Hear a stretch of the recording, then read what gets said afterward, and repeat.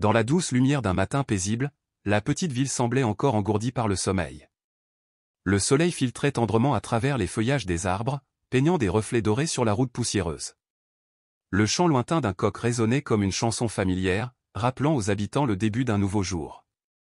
Dans cette tranquillité discrète, Claire, une jeune fille de 12 ans, était déjà éveillée. Depuis le décès de son père dans un tragique accident de travail, la maison ne résonnait plus que des voix de Claire et de sa mère. Toutes deux, bien que marquées par les épreuves, formaient un duo uni et courageux. Chaque matin, Claire se levait tôt pour aider sa mère à préparer des beignets qu'elle vendait au marché. Sa mère, une femme frêle mais animée d'une énergie inépuisable, s'activait dès l'aube, sa poêle grésillant d'huile chaude tandis qu'un doux parfum sucré envahissait les alentours. Malgré la précarité, leur foyer débordait d'amour et de dignité. Ce matin-là, comme à son habitude, Claire mit son vieux chapeau conique, attrapa son cartable usé, et emprunta le chemin de l'école. Elle passait toujours par le grand banyan qui marquait l'entrée du marché, un lieu de passage où se mêlaient commerçants, citadins et parfois des mendiants. Mais ce jour-là, une scène la força à s'arrêter. Sous l'ombre apaisante du vieil arbre, une vieille femme était recroquevillée sur une natte déchirée. Ses cheveux blancs en désordre cachaient en partie son visage marqué par les années. Ses vêtements en lambeaux ne suffisaient pas à la protéger du froid matinal. Ses yeux troubles fixaient un point lointain, comme perdus dans une mémoire éteinte. Autour d'elle, quelques enfants plus âgés que Claire riaient cruellement. L'un d'eux lança un caillou dans sa direction. Un autre la railla en disant « mendiant. Va donc ailleurs salir quelqu'un d'autre. » L'un des enfants arracha même le vieux sac en tissu que la vieille femme tenait contre elle. Surprenue, elle tenta désespérément de le récupérer, comme si ce sac contenait toute sa vie, tout ce qui lui restait de précieux. Claire, le cœur serré, sentit une vague de colère monter en elle. Elle s'avança d'un pas ferme. Sa voix, bien que jeune, résonna avec force. « Qu'est-ce que vous faites ? Elle ne vous a rien fait. Pourquoi vous acharnez-vous ainsi ?» Interloqués, les enfants s'arrêtèrent. Certains, pris de honte, s'éloignèrent rapidement. Mais un garçon lança encore. « Ce sont les mendiants qui salissent le marché. Ils méritent ce qu'ils reçoivent. » Claire le fixa droit dans les yeux. Ce n'est pas elle qui salit ce marché, c'est notre indifférence. Chacun mérite de vivre avec dignité. Face à la détermination de Claire, les enfants finirent par se disperser, non sans murmures moqueurs. Claire, elle, soupira doucement et se retourna vers la vieille femme. Celle-ci leva vers elle un regard rempli d'eau, ses lèvres tremblaient, mais aucun mot ne sortait. Claire se pencha, ramassa le sac et le lui tendit avec douceur. « Tenez, voici votre sac. » La vieille femme le prit en tremblant, le serrant fort contre sa poitrine. Une voix à peine audible s'échappa de ses lèvres fendillées. « Merci, merci. » Claire sentit une douleur muette lui traverser la poitrine. Elle n'avait que 12 ans, mais elle reconnaissait la solitude, le vide, la faim. Elle fouilla dans son cartable et en sortit un petit gâteau préparé par sa mère. « Tenez, mangez un peu. Je n'ai pas grand-chose, mais cela calmera votre faim. » La vieille femme hésita. Ses yeux fixaient le gâteau, puis le visage sincère de la jeune fille. Finalement, elle accepta. De ses mains maigres et abîmées, elle prit une petite bouchée. Claire resta un moment à ses côtés avant de déclarer doucement. « Attendez-moi ici demain matin. Je vous apporterai autre chose à manger. » Elle s'éloigna, mais toute la journée, l'image de la vieille femme recroquevillée sous le banyan ne quitta pas son esprit. Ce soir-là, autour d'un repas modeste, Claire parla à sa mère de la vieille femme. Elle lui demanda s'il était possible de lui réserver une portion de riz ou un petit gâteau chaque jour. Sa mère, bien qu'inquiète du peu qu'elles avaient, fut touchée par la compassion de sa fille. « Tu as bon cœur, ma fille, dit-elle en caressant sa joue. Je ne t'en empêcherai pas. Mais nous sommes pauvres nous aussi. Fais attention à ne pas te priver toi-même. » Claire la serra dans ses bras. À cet instant, elle sentit en elle une force nouvelle. Le lendemain, avant l'école, Claire emballa soigneusement une portion de riz blanc, saupoudré d'un peu de sel de sésame. Arrivée au banyan, elle retrouva la vieille femme, immobile, telle une extension silencieuse de l'arbre. « Voici pour vous, » dit Claire en déposant le paquet. « Je reviendrai demain. » La vieille femme la regarda longuement. Ses yeux ternes brillèrent d'une lueur nouvelle. Ses lèvres s'ouvrirent, mais aucun son ne sortit. Elle n'était simplement pas habituée à recevoir de la bonté. Et ainsi, jour après jour, Claire poursuivit ce rituel.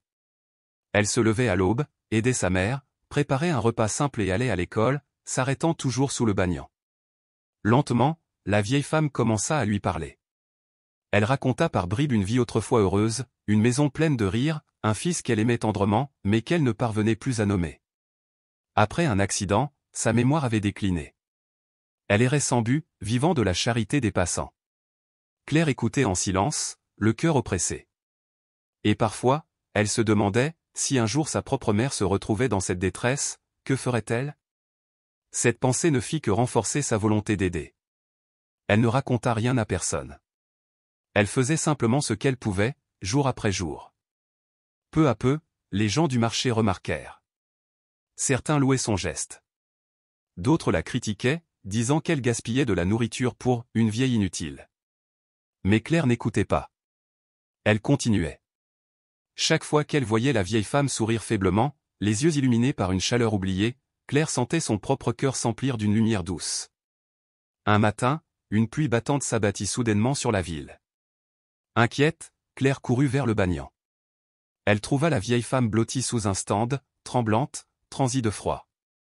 Sans hésiter, Claire enleva son propre imperméable et le posa sur ses épaules.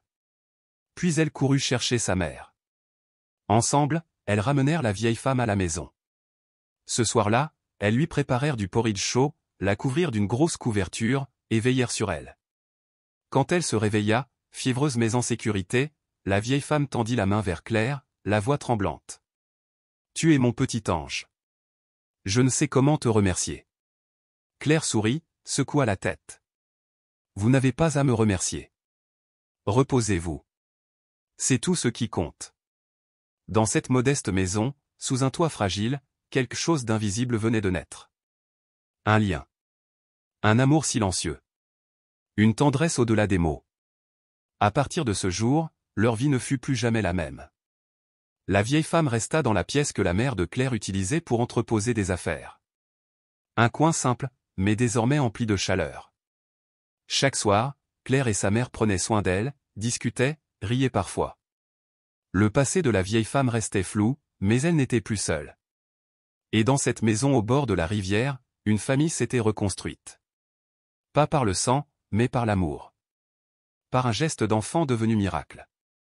La vieille pendule de la cuisine marquait à peine 6 heures quand une odeur douce et réconfortante de pâtes frites se répandit dans la petite maison. Chaque aube commençait ainsi, le pétillement de l'huile, le crépitement léger du feu, puis ces parfums de cannelle et de sucre qui s'accrochaient aux rideaux et aux murs. Claire, 12 ans à peine, se levait avant le chant du coq pour prêter main forte à sa mère. Pas une seule fois elle ne regimbait, elle enfilait son vieux chapeau conique, rassemblait ses longs cheveux noirs en une natte rapide, puis se postait près du wok fumant. Ses gestes étaient précis malgré son jeune âge, retourner les beignets dorés, déposer chaque pièce sur la grille, et, surtout, surveiller que sa mère ne s'épuise pas davantage. Car sa mère, frêle silhouette marquée par les années de labeur, n'avait plus vraiment le luxe de se reposer. Depuis que le père de Claire s'était éteint dans un accident d'usine, elle n'était plus que deux face aux rigueurs de la vie. Pourtant, un soir d'hiver, le destin avait posé devant leur porte une âme encore plus vulnérable, une vieille femme au regard éteint et aux mains tremblantes. Sans hésiter, la mère de Claire lui avait offert un coin de matelas, un bol de soupe brûlante, puis une place dans leur cœur.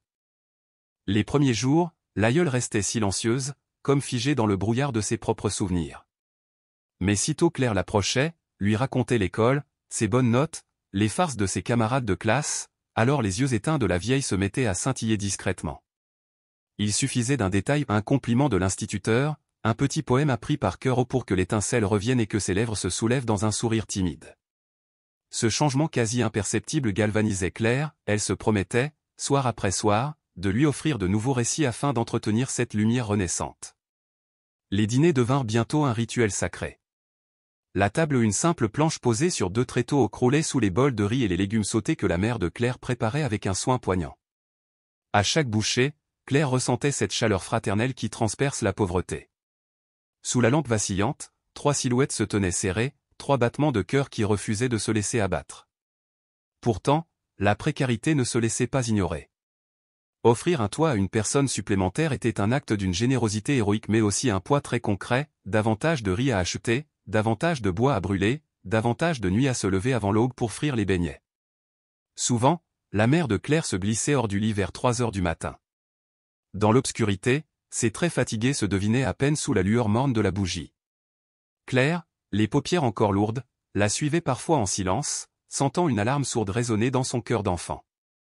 Lorsque, l'après-midi, elle demandait à sa mère si tout allait bien, celle-ci répondait toujours par un sourire tendre, venait lui tapoter la tête et murmurait « Ne t'inquiète pas, ma douce.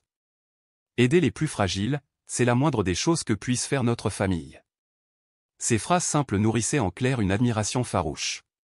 Sa mère était petite, presque frêle, pourtant, elle possédait un courage que nul orage ne pouvait renverser. Pour l'épauler, Claire accepta de s'investir encore davantage, non seulement elle pétrissait et façonnait la pâte à l'aube, mais elle glissait aussi à l'école avec un panier fumant, vendant les beignets aux autres élèves pendant les récréations. Ses doigts collants de sucre ne l'empêchaient jamais d'ouvrir ses cahiers avec assiduité, elle savait que seul le savoir pourrait un jour tirer sa famille de ce sillon de privation. Au bout de quelques semaines de convalescence, la vieille femme se mit à parler. Sa voix charriait des pans entiers de passé, tantôt limpides, tantôt désordonnés. Elle évoquait un mari fonctionnaire, un poste d'institutrice, une belle maison en ville, un fils à la chevelure ébouriffée. Puis l'accident, un choc brutal, un traumatisme crânien, la mémoire brisée comme un vase fendu. Depuis lors, elle errait, incapable de retrouver le chemin de son foyer. À mesure qu'elle parlait, son regard se voilait de larmes, mais Claire prenait sa main ridée entre les siennes et murmurait, déterminée, « On finira par te retrouver, je te le promets. » La vieille secouait alors la tête, caressait les cheveux de la fillette en souriant, « J'ai déjà trouvé une maison, grâce à toi et à ta mère. C'est tout ce qu'il me faut. » Pourtant, au dehors, la bienveillance ne faisait pas l'unanimité. Dans le quartier, leur sens du partage devenait sujet de raillerie. Un matin, alors que Claire tendait sa corbeille de beignets aux passants, une femme portant un foulard trop serré s'approcha, les lèvres pincées de sarcasme, « Vraiment, votre famille est déjà si pauvre, et vous nourrissez encore une mendiante ? Un jour elle partira, emportant votre maigre monnaie, tu verras. » La mère de Claire redressa les épaules, coula un regard calme mais acier dans celui de la commère. « La pauvreté n'a jamais été une excuse pour abandonner son cœur, » répondit-elle d'une voix douce mais ferme. La femme voulut rétorquer, mais se heurta à cette détermination tranquille, elle bredouilla quelques mots et s'éloigna, vaincue. Claire, qui avait tout entendu, serra plus fort la main maternelle, fière comme jamais. Les journées défilaient ainsi, tissées de petites joies et de préoccupations obstinées. Un matin, la vieille insista pour aider à la préparation. Ses mains tremblaient, ses gestes étaient lents, mais chaque beignet qu'elle roulait devenait miraculeusement régulier. Claire s'accroupissait à côté d'elle, essayant d'imiter ce savoir-faire ancestral.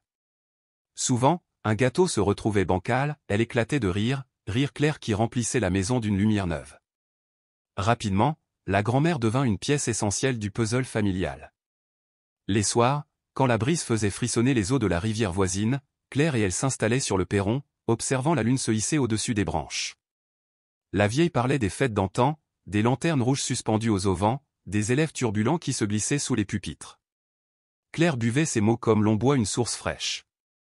Parfois, au beau milieu d'une anecdote, le regard de l'aïeul se perdait dans la nuit, égaré. Alors, la petite serrait sa main, rappelant par ce simple contact qu'elle n'était plus seule. Mais le destin, capricieux, souffla soudain un vent glacial. Un après-midi de retour d'école, Claire franchit le seuil et constata que la chambre de la vieille femme était vide. Seul demeurait son vieux sac de toile, abandonné sur la natte. Le cœur tourbillonnant de panique, la jeune fille courut, interrogea chaque voisin, chaque marchand, chaque chauffeur. Une vendeuse d'eau se souvint avoir vu un camion municipal ramasser des vagabonds ce matin-là. Le sang de Claire se glaça, néanmoins, elle rebroussa chemin, cherchant dans chaque dispensaire, chaque hospice, chaque maison de charité. Hélas, partout, le résultat fut le même, aucune trace.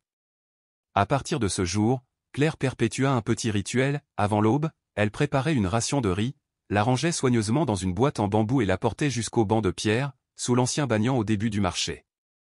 Elle déposait la nourriture, s'asseyait, veillait, dans l'espoir farouche que la vieille réapparaîtrait et la reconnaîtrait. Mais jour après jour, la portion restait intacte, refroidissant comme la lueur vacillante de son espoir. Les gens, témoins de son obstination, murmuraient des mots compatissants, certains lui conseillaient de tourner la page, insinuant que la vieille avait peut-être trouvé le repos éternel. Claire, elle, s'accrochait à la certitude que, même si l'aïeul ne revenait pas, cet acte de fidélité n'était pas vain. Chaque matin, elle plaçait le riz avec le même soin, persuadée qu'il existe, quelque part, une sagesse supérieure qui récompense la constance. La maison, sans la grand-mère, paraissait soudain si spacieuse que l'écho des pas résonnait sur le sol de terre battue. La mère de Claire, silencieuse, portait une tristesse qu'elle peinait à dissimuler. Parfois, tard dans la nuit, Claire l'entendait soupirer, seule devant le wok encore tiède. Pourtant, aucune des deux n'abandonnait, elle continuait à se lever avant l'aube, à tourner la pâte, à frire les beignets pour les livrer au marché. Dans le panier suspendu près de la porte, le sac en toile de la vieille restait là, tel un talisman. Quand Claire en caressait la surface râpeuse, elle voyait se dessiner mentalement les yeux rieurs de l'aïeul. Cette image lui insufflait le courage de poursuivre, non seulement pour elle-même mais aussi pour toutes les âmes qu'elle pourrait, un jour, aider à se relever. Les saisons s'écoulèrent, les fleurs de flamboyant rougirent, puis les feuilles jaunirent et tombèrent, couvrant le chemin qui menait à l'école. Claire grandissait, ses épaules se redressaient, son regard s'emplissait d'une détermination tranquille. À l'intérieur de son cœur, la place laissée vacante par la vieille femme n'était pas un vide douloureux mais un espace fertile, où s'enracinait une vocation, soulagée, réparée, aimée. Et chaque crépuscule, elle s'asseyait sur le perron, observait le fleuve se teinter d'or et murmurait au vent, « Reviens-nous un jour, grand-mère. Apporte-nous ces miracles que tu promets. » Car elle savait, au plus profond d'elle-même, qu'aucune graine de bonté semée dans le monde ne reste stérile, tôt ou tard, elle germe, fleurit, et transforme la nuit en aurore. Toujours garder la foi. Depuis ce jour étrange, Claire n'avait jamais cessé de croire que la vieille femme était toujours en vie. Chaque soir, avant de s'endormir, elle se murmurait à elle-même qu'un jour, elle reviendrait. Son cœur d'enfant refusait l'idée d'un adieu sans réponse. Un matin, alors qu'elle se rendait à l'école, elle surprit une conversation entre deux marchands à l'angle du marché. L'un d'eux, un vieux livreur habitué des allers-retours dans le quartier, racontait qu'il avait vu récemment une vieille mendiante s'effondrer au bout de la rue, sous une pluie battante. Des passants compatissants l'avaient prise en charge et conduite en ambulance, mais personne ne savait dans quel hôpital elle avait été emmenée. Claire sentit son cœur se serrer douloureusement. Une peur sourde se mêla à un mince espoir, si quelqu'un l'avait secourue, alors elle était peut-être encore en vie. Dès cet instant, Claire n'eut plus qu'une seule obsession, la retrouver. Elle interrogea les hôpitaux, les cliniques, les centres sociaux de la ville, mais partout, la réponse était la même, aucun dossier, aucun nom ne correspondait. Chaque retour bredouille pesait comme une pierre sur son cœur, mais jamais elle ne renonça. Sa mère, témoin silencieux de cette quête acharnée, l'encourageait d'une voix douce. « Fais ce que ton cœur te dit, ma chérie. Où qu'elle soit, je suis certaine qu'elle ressentira ton amour. » Le temps passa. Claire continuait de vivre, mais son regard avait perdu l'innocence joyeuse de ses 12 ans. La silhouette courbée de la vieille femme hantait ses rêves. Elle la revoyait assise près du fourneau, roulant la pâte avec sa mère, ou racontant de vieilles histoires à la lumière de la lune sur le perron. Chaque fois qu'elle prenait dans ses mains le vieux sac en tissu que la vieille dame avait laissé derrière elle, elle sentait sa présence, ténue mais réelle. Avec les années, Claire apprit à accepter la possibilité que la vieille femme ne reviendrait peut-être jamais. Mais elle garda en elle une petite lueur d'espérance. Elle se plaisait à croire qu'où qu'elle soit, elle se souvenait encore d'elle. Et chaque fois que Claire faisait une bonne action ou aidait un camarade, tenir la main d'un vieillard pour traverser la rue, partager son goûter avec un enfant pauvre où elle avait l'impression de le faire pour elle, pour honorer la bonté que la vieille femme avait semée dans son cœur. 3 ans passèrent. Claire avait 15 ans lorsque, par un après-midi doux, sa mère reçut une lettre étrange. L'enveloppe, couleur jaune pâle, portait une écriture soignée mais tremblante. L'expéditeur se présentait comme le fils de la vieille femme. Il y exprimait une profonde gratitude envers Claire et sa mère pour l'amour et les soins prodigués à sa mère durant les jours les plus sombres de sa vie. Il expliquait que, après des années de recherche désespérée, il avait enfin retrouvé sa mère dans un centre de protection sociale d'une grande ville. Elle avait été prise en charge par une organisation caritative après s'être effondrée dans la rue. Depuis, sa santé s'était améliorée, et peu à peu, sa mémoire lui était revenue. En lisant ces lignes, Claire éclata en sanglots. Elle n'aurait jamais imaginé que la vieille femme fût réellement vivante, ni qu'elle eût retrouvé sa famille. Tous ces jours d'inquiétude, d'attente, de silence. Tout cela semblait s'apaiser dans une douce lumière. Mais la surprise ne s'arrêtait pas là. À la fin de la lettre, le fils écrivait qu'il souhaitait rencontrer Claire et sa mère, pour leur exprimer de vive voix sa reconnaissance. Il laissait une adresse et promettait de les attendre. Cette nuit-là, Claire et sa mère discutèrent longuement. Si la nouvelle avait rempli le cœur de la mère d'allégresse, une inquiétude persistait, cette rencontre pourrait bouleverser Claire, ou peut-être, la décevoir. Mais Claire, les yeux brillants de détermination, déclara. « Maman, je dois la revoir. Je veux savoir si elle va bien, si elle est heureuse. Sinon, je le regretterai toute ma vie. » Le lendemain matin, elles prirent le premier bus pour la grande ville. L'adresse les mena dans un quartier calme, bordé d'arbres, très éloigné de ce qu'elles avaient imaginé. Là, se dressait une grande villa entourée d'un jardin fleuri. Claire sentit son cœur battre la chamade. Elle était nerveuse, partagée entre excitation et peur. Comment la vieille femme allait-elle réagir? Se souviendrait-elle d'elle? La porte s'ouvrit. Un homme d'une cinquantaine d'années, au regard doux, les accueillit avec un sourire et se présenta comme le fils de la vieille dame. « Ma mère parle souvent de vous deux. Elle vous attend, dans le jardin. » Claire le suivit à travers les allées fleuries. Sous un grand arbre, une silhouette familière était assise, regardant l'horizon. Ses cheveux étaient plus gris, son dos plus voûté, mais son aura, intacte. Quand Claire s'approcha, la vieille femme se tourna. Leurs regards se croisèrent. Elles restèrent figées un instant. Puis, les larmes coulèrent. « Claire, c'est bien toi » murmura la vieille femme, se levant avec difficulté.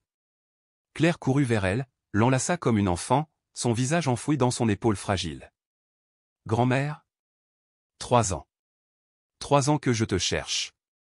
J'avais si peur de ne jamais te revoir. Je suis désolée, ma chérie. Je ne me souvenais de rien. Mais maintenant, je vais bien. Et je me souviens de toi. Je ne t'ai jamais oublié. » Elles restèrent ainsi, longtemps, pleurant des larmes de retrouvailles, d'amour, de soulagement. Le fils raconta alors que, peu à peu, sa mère avait retrouvé ses souvenirs et n'avait cessé de parler de « la petite fille au cœur chaud comme le soleil du printemps ». Une enfant qui lui avait sauvé la vie. Ce jour-là, Claire et sa mère restèrent tout l'après-midi auprès d'elle, écoutant son récit, les rues, le froid, l'oubli, puis, cette lumière. Cette lumière née du geste d'une fillette. Le fils leur offrit un présent, modeste mais sincère. Mais Claire n'avait que faire des biens matériels. Ce qui comptait, c'était de la revoir en bonne santé, entourée, heureuse. Elle avait retrouvé une partie de son cœur, perdue 3 ans plus tôt. Alors qu'elle quittait la villa, Claire se retourna une dernière fois. La vieille femme était là, sur le pas de la porte, la main levée en guise d'au revoir, les yeux emplis d'amour. À ce moment précis, Claire sut, au plus profond d'elle-même, que rien ne pourrait jamais effacer le lien qui les unissait. Mais cette rencontre n'était que le commencement. Un matin de fin d'automne, alors que le soleil doré filtrait à travers les feuillages, Claire aidait sa mère à préparer des beignets lorsqu'un coup frappa à la porte. En l'ouvrant, elle aperçut un homme bien mis, tenant un bouquet de fleurs fraîches et une grande enveloppe. C'était le fils de la vieille femme. Avec un sourire sincère, il salua respectueusement sa mère, puis se tourna vers Claire. « Bonjour. Je suis venu aujourd'hui au nom de ma mère. Elle n'a pas pu vous dire tout ce qu'elle voulait, et elle souhaite le faire à sa manière. » Son regard brillait d'émotion. Ce qu'il leur révéla ensuite allait transformer leur vie bien au-delà de ce qu'elle pouvait imaginer. Ce jour-là, dans la modeste maison aux murs pâlis par le temps, le silence fut interrompu seulement par le léger cliquetis de la tasse que la mère de Claire posa devant leurs visiteurs. Assis à la petite table en bois, l'homme, au regard doux et discret, sortit une enveloppe un peu froissée de son sac. Avec soin, presque avec solennité, il en tira une pile de documents, qu'il déposa au centre de la table. Claire, les yeux grands ouverts, les fixait avec une curiosité mêlée d'inquiétude. L'homme rompit le silence d'une voix calme, empreinte d'émotion. « Pendant tout ce temps, ma mère n'a cessé de parler de vous deux.